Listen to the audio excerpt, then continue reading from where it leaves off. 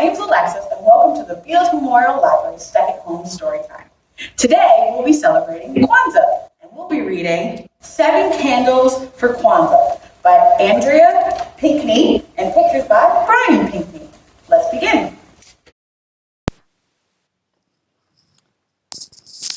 Kwanzaa is like a family day in the park, Thanksgiving, and a birthday all rolled into one. Kwanzaa is a joyous African American holiday that is 7 days long. It begins December 26th and lasts through the 1st of January. The name Kwanzaa comes from the East African language of Swahili. It means the first fruits of the harvest. Since ancient times, in countries all over Africa, families have joined together to celebrate the end of the harvest and the beginning of the new planting season.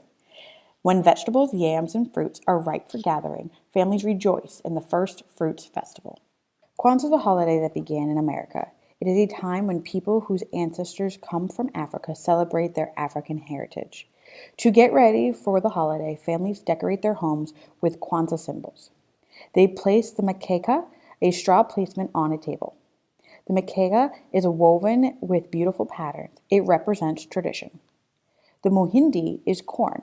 During Kwanzaa, 1 ear of corn is placed on the mkeka for each child of the family. Families that have many children put lots of muhindi on the mkeka, along with apples, bananas, nuts, pears, and yams, to remember the earth's abundance. Those fruits and vegetables are called the mahezo, which means crops. Kwanzaa gifts made by hand are called zawadi. A fabric doll with black button eyes, a necklace strung with speckled beads, and a homemade storybook with folk tales from Africa are the kinds of zawadi that praise our African ancestry. Grown-ups give Kwanzaa gifts to children to reward them for promises they made and kept throughout the year. Children can give Kwanzaa gifts too. 7 Kwanzaa candles are proudly placed in our kinara, a wooden candle holder. A black candle in the center represents the richness of our skin. 3 red candles are reminders of the struggles we sometimes have to face. 3 green candles tell us to always look towards the prosperous future. For each day of Kwanzaa, 1 candle is lightened to celebrate a special principle. The 7 Kwanzaa principles are called Nguzo Saba, comes from the beliefs that are held by families in many parts of Africa. These beliefs help us learn, achieve, and grow. On the first day of Kwanzaa, the black candle is set alight to celebrate the Umoja. The word Umoja means unity. For Umoja, our family gathers at home. We share thoughts and feelings about Kwanzaa holiday and relax in the spirit of togetherness. We talk, we laugh, and ask, Habai Gahi. Habai Gahi is a Kwanzaa greeting that means, what is the news? It is what we say to the start of each Kwanzaa day. When someone asks Habai Gahi, we answer by telling about the Kwanzaa principle for that day. If someone asks Habai Gahi on the second day of Kwanzaa, the answer is Kohu Chahilia, which means self-determination. The red candle is lit to represent Kohi Chahilia. This is the day to learn about traditions that help us define ourselves. In some families, women teach girls to braid their own hair in fancy styles. In others, folks learn to beat African rhythms on drums and gourds. Habai Gahi. What's the news on the third day of Kwanzaa? Collective work and responsibility. Ohima. Ohima is the Kwanzaa day to light a green candle and work together to get a family chore done, like stripping down an old wooden chair and giving it a fresh coat of paint.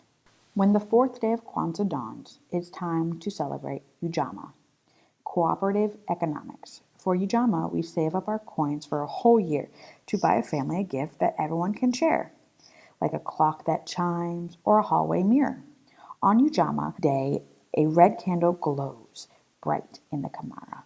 Nia is purpose, the 5th Kwanzaa principle. Today, a second green candle glows to illuminate our purpose. This day of Kwanzaa is for reflecting on how to fill the days and years ahead. Some folks dream of life as an astronomer who peers the stars nestled in the dark night sky, or a trumpet player who bebops the swinging jazz music. Nia, our purpose, is to do what makes us glad to be who we are. Kuba means creativity, and the sixth day of Kwanzaa is for celebrating Kumbh in every way. Today we make up dances to perform for friends. Some dances tell stories about the history of people who live in Africa. Other dances are just for fun. Sculpting mounds of clay or reciting a favorite rhyme are also ways to express Kumbh. So is planting seedlings on the windowsill and nurturing them to sprout. The third red candle shimmers to help our creativity shine. Faith is Imahi, the seventh Kwanzaa principle. To have faith is to believe that good will always happen. To show our belief in a happy holiday, we burn the last green Kwanzaa candle. Our Kwanzaa Karamu, a glorious feast, fills the room with the savory smells of roasted yams and collard greens. To begin the Karamu, a grown-up spills a few drops of water from Kikombe cha Moja, a family Kwanzaa cup. Each droplet honors our African ancestors. Everyone takes a little sip from the cup to drink in the warm feelings of family unity. Then all give thanks to our delicious food and dig in to our Kwanzaa meal. After dinner, the party begins. The music sounds of a soul-rousing rhythm. Everyone claps and shouts and rejoices and sings and dances to celebrate a happy Kwanzaa. I hope you enjoyed that story. Tune in next week for another wintry story time. Bye!